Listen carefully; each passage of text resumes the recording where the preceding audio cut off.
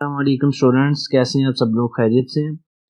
Here is Usama Tahir and you're watching Learn English with Usama Tahir. Students, हम Paradise Lost book 9 को explain कर रहे हैं और आज हम 375 से 405 लाइंस तक को एक्सप्लेन कर पाएंगे। अच्छा, साथ साथ मैं आपको प्रीवियस लाइंस का आइडिया भी देता रहता हूँ और कुछ लिंग्विस्टिक एस्पेक्ट्स भी बताता रहता हूँ। तो प्रीवियस लाइंस में हमने अभी तक ये देखा है, जो लास्ट 3 वीडियो लेक्चर में हमने ये देखा कि एडम और ईव की आपस में कॉन्वर्सेशन होती है। कॉन्वर्सेशन होते होते वो किस वक्त आर्ग्यूमेंट में बदल जाती है, सेमी आर्ग्यूमेंट में, वो भी हमने देखा। फिर हमने ये देखा कि ईव किस तरह से इस सब को लेकर के चल रही हैं और चीज़ों को नेगेटिवली ले रही हैं कि उन्हें सबमिसिव समझा जा रहा है, उन्हें इन्फीरियर समझा जा रहा है। और इसी कॉन्टेक्स्ट में वो जवाब देती हैं कि मुझ पे क्यों वो हमला करेगा, मुझे वो कमज़ोर समझता है तो मैं उसको सैटन को जो है मज़ा चखा दूंगी, उसको डिसऑनर और डिस्ग्रेस कर दूंगी, उसको ज़लीलो ख़ार कर दूंगी। यानी इस तरह की सारी पीछे बैकएंड पे जो है हमारे पास कॉन्टेक्चुअल क्लूज मिलते हैं। और फिज़िकली अगर हम देखा जाए तो वो जन्नत के बाग में मौजूद हैं और इस बारे में बहस कर रहे हैं कि उन्हें अलग अलग होकर काम करना चाहिए या इकट्ठे। तो ये गुफ्तगू उनकी काफ़ी तवालत पे चली जाती है, काफ़ी लेंथी हो जाती है, लॉन्ग हो जाती है। अच्छा, अब वो कॉन्वर्सेशन एंड हो चुकी है। अब हम नेक्स्ट उसका देखते हैं कि काफ़ी हद तक एंड हो रही है और एंड हो जाती है। और उसके बाद कैसे John Milton being a poet Eve के जाने को कंपेयर कर रहे हैं मुख्तलिफ जो है मेटाफर से, मेटाफोरिकली एक्सप्लेन और सिमिलीज की तरह, सिमिलीज के रेफरेंस में एक्सप्लेन कर रहे हैं कि वो जाती हुई क्या लग रही है। यानी कि इन लाइन्स में कोई खास इतना मटेरियल आपको नेक्स्ट एपिसोडिक वे में नहीं मिलेगा कि कोई एपिसोड आगे चलेगा या स्टोरी आगे मूव करेगी, प्लॉट में कोई फ़र्क आएगा, ऐसा कुछ खास नहीं होगा। लेकिन पेपर पॉइंट ऑफ व्यू से किसी भी एग्ज़ाम में अगर बुक 9 अगर सिलेबस में है तो उसमें से ये लाइन्स आ सकती हैं, तो आपको करना होगी। So spake the patriarch of mankind, और इस इंसानियत का वालिद बोल चुका। यानी वो जो सारा उन्होंने बोला कि तुम मेरे साथ ही रहो, अलग ना रहो, और इस तरह से वो तुम्हें निशाना बना सकता है, तो वो सब बातें जो हैं हज़रत आदम अलैहिस्सलाम कर चुके। बट ईव परसिस्टेड, लेकिन जो हव्वा है वो बजिद रही कि नहीं, अलग हो जाना चाहिए। येट सबमिसिव दो लास्ट रिप्लाइड, येट उनका जो था सबमिसिव अंदाज था, उनका अंदाज जो था वो एक निचले दर्जे का, यानी कि एक होता है सबमिसिव यानी कि मातहत जवाब था, लेकिन वो बजिद थी। विद दे परमिशन देन, फिर आपकी इजाज़त से, and thus for want chiefly by what you own last reasoning words touched only that are trial when least sought. अब ये यहाँ पे थोड़ी सी लाइंस जो है ना, आप लिंग्विस्टिकली उन्हें स्टडी करें तो आपको ज़्यादा मज़ा आएगा। अब यहाँ पे ईव क्या कह रही हैं, हव्वा क्या कह रही है कि तुम्हारी परमिशन से, आपकी परमिशन से, और चूंकि आपने मुझे फॉरवॉर्न भी कर दिया है, मुझे मुत्तला कर दिया है हर चीज़ से, और आपकी लास्ट रीजनिंग जो वर्ड्स हैं, अगर अच्छा तुम जाना चाहती हो तो चली जाओ।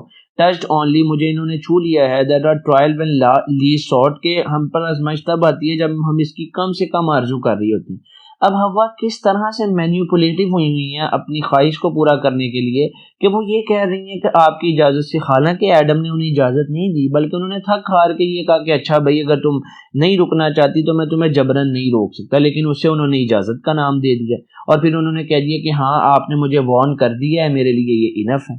Touched only that are trial when least sought, और ट्रायल तब ज़्यादा आता है जब उसकी में फाइंड अस बोथ, हम दोनों पे भी आ सकता है, परहैप्स फार लेस प्रिपेयर्ड, और जब हम इस पे कम से कम तैयार हों। यानी कि यहाँ पे अम्मा हवा ये कहना चाह रही हैं कि हमें ट्रायल के लिए हमेशा ही तैयार रहना चाहिए। आपकी बातों से ये पता चलता है, क्योंकि ये तब ज़्यादा आता है जब इसकी उम्मीद बिल्कुल कम होती है। The willinger I go nor much expect a force of proud will first the weaker seek, वो कहता है, वो कहती हैं। अब यहाँ पे वो बहुत ही मैनिपुलेटिव हो के और कॉम्प्लिकेट कर रही हैं चीज़ों को। कहती हैं कि ठीक है, मैं जो हूँ विलिंग हूँ अलग होने के लिए, और मैं ये उम्मीद नहीं करती कि हमारा दुश्मन जो है इस चीज़ में फ़ख्र महसूस करे कि वो पहले कमज़ोर पर हमला आवर हो। यानी वो इस चीज़ का गिला कर रही हैं कि अगर तुम समझते हो कि मैं कमज़ोर हूँ और तुम्हारे से अलग होने के बाद मैं आपसे अलग होने के बाद कमज़ोर हो जाऊंगी, तो फिर सैटन इतना तो बेगैरत नहीं है, वो एक गैरतमंद दुश्मन है कि वो वीकर वन पे हमला नहीं करेगा, वो उसकी शायाना शान नहीं होगा। यानी वो एक टॉन्ट कर रही हैं, सरकाज़म कर रही हैं। So bent the more shall shame his repulse, और अगर वो हमला कर भी दे और मैं उसका दिफा कर दूं तो उसके लिए इससे ज्यादा जिल्लत और खारी की बात और हो ही क्या सकती है। Thus saying from husband, ये कहने के बाद अपने शौहर के हाथों से हाथ उन्होंने छुड़ा लिए।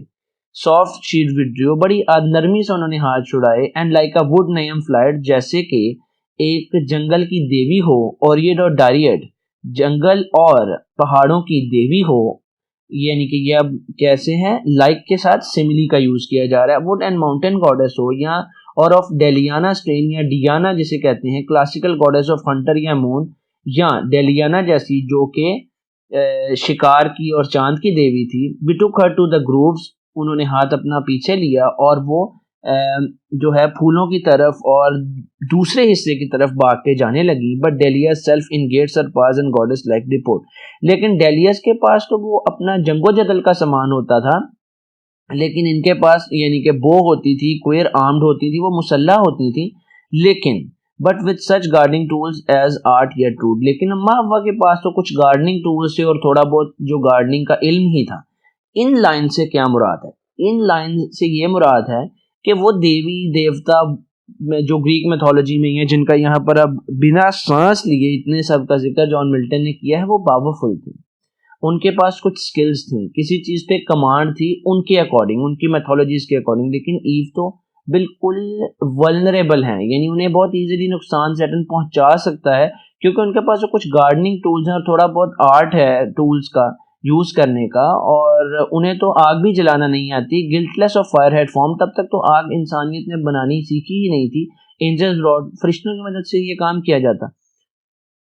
या दूसरी तरफ नेक्स्ट स्टिमुली हमारे पास क्या देखने मिलता है? To Pales ancient Roman goddess of pastoral life, ऐसे जैसे पेल्स ने जो, और Pomona the goddess of fruit trees thus adorn, जैसे सजी धजी होती थी, the goddess of fruit trees and ancient Roman goddess of pastoral life, likely as to same, ये बिल्कुल उन जैसी लग रही थी। पेमोना व्हेन शी फ्लेड, जैसे पेमोना जो है, पेमोना क्या है? The goddess of fruit trees, जैसे पेमोना जो है वो भागी थी वर्टमस के साथ, और टू कैरस, कैरस के साथ इन प्राइम, अपनी जवानी में। ये वो ग्रीक मैथोलॉजी के किस्से रिवाइज कर रहे हैं, क्योंकि जो जॉन मिल्टन है वो बहुत पास्ट में जाके उस ब्लाइंड हो चुके हैं और इतने पुरानी पुरानी मैथोलॉजीज के रेफरेंस देते हैं, और समटाइम्स इंसान समझ नहीं पाता कि यार इनकी यहाँ पर क्या जरूरत थी। येट वर्जन ऑफ प्रोस्पेना फ्रॉम जो, जब तक कि वो वर्जिन नहीं, जब तक जो से उन्हें प्रोस्पेना नहीं हो गई, उनकी बेटी नहीं हो गई, यानी कि वो सारा एक किस्सा है, उसकी हम इन डेप्थ नहीं जा सकते, ना ही मैं उसे यहाँ पे करना जरूरी समझता हूँ। यानी एक सिमिली है, यानी कि you can skip this simile, आप बाकी एक्सप्लेन करते चले जाएं या आप थोड़ा सा बस टच दे के आगे चले जाएं। Her long with ardent look his eye pursued, अब आगे एडम की बात हो रही है कि एडम जो है इन्हें बहुत गौर से देखते हैं और डिजायर कर रहे हैं कि वो यहीं पर रहें, ना जाएं। Often he to her his charge of quick return, और उनको एडवाइस कर रहे हैं कि जल्दी वापस आ जाना। रिपीटेडली ये कह रहे हैं। She to him as often engage, और वो कह रहे हैं कि तुम जल्दी से वापस आ जाना।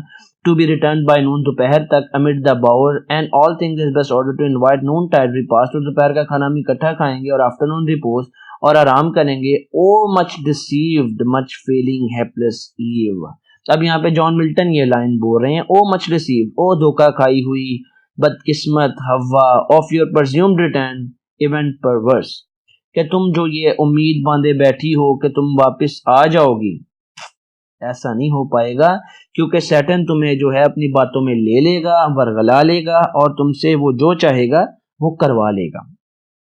अब ये जितनी भी लाइंस थी, थोड़ा सा हम इन्हें रिवाइज करते हैं कि इनमें थोड़ा सा कुछ पॉइंट्स हैं, जैसे कि सबसे पहले तो ये एक पॉइंट आ जाता है कि मैनिपुलेटिव हो गई हैं। फिर दूसरा हमारे पास पॉइंट आ जाता है कि वो वीकर पे हमला नहीं करेगा, ठीक है, यानी अगर तुम लोग मुझे वीकर समझते हो, कमजोर तर समझते हो। फिर नेक्स्ट हमारे पास बहुत से सिमिलीज आते हैं, ये आपको याद करने पड़ेंगे, यानी ओरियड है जंगल और पहाड़ की देवी, डेलिया जो है वो शिकार की और चांद की देवी। ये ग्रीक मैथोलॉजी में आपको, यूनानी जो पुराने किस्से हैं उनमें ये आपको देवी देवता मिलते हैं और इनकी आपको पावर्स का बताया जाता है, और इनसे वो कंपेयर क्यों कर रहे हैं जॉन मिल्टन, वो उनकी अजमत के बारे में और उनकी एक पोएटिक स्टाइल है कि वो चीज़ों को ऐसे लेकर के चलते हैं। We took her to the groves, वो अब दूसरी तरफ चल दी हैं फूलों की तरफ, और दोनों she with bow and quail, और वो आर्म्ड उस तरह से नहीं है जैसे ये देवी देवता आर्म्ड होते हैं, यानी कि वो वल्नरेबल हैं, यहाँ पर ये बताया जा रहा है। फिर वो एक किस्सा पोमोना का, पेल्स का, वो सारा बताने के बाद हमें ये बताया जाता है कि एडम उन्हें कह रहे हैं कि जल्दी वापस आ जाना, और वो इस चीज को जाने बैठे हैं कि जरूर इसके साथ कुछ ना कुछ ऐसा वैसा होगा। लेकिन अब ईव नहीं मान रही तो उन्हें भेजा जा रहा है, क्योंकि उन्हें उनकी विल के अगेंस्ट नहीं रखा जा सकता, गॉड का ये कानून है। तो we are going to have a great time learning together इंशाल्लाह। Keep watching my videos. Thank you. अल्लाह हाफिज।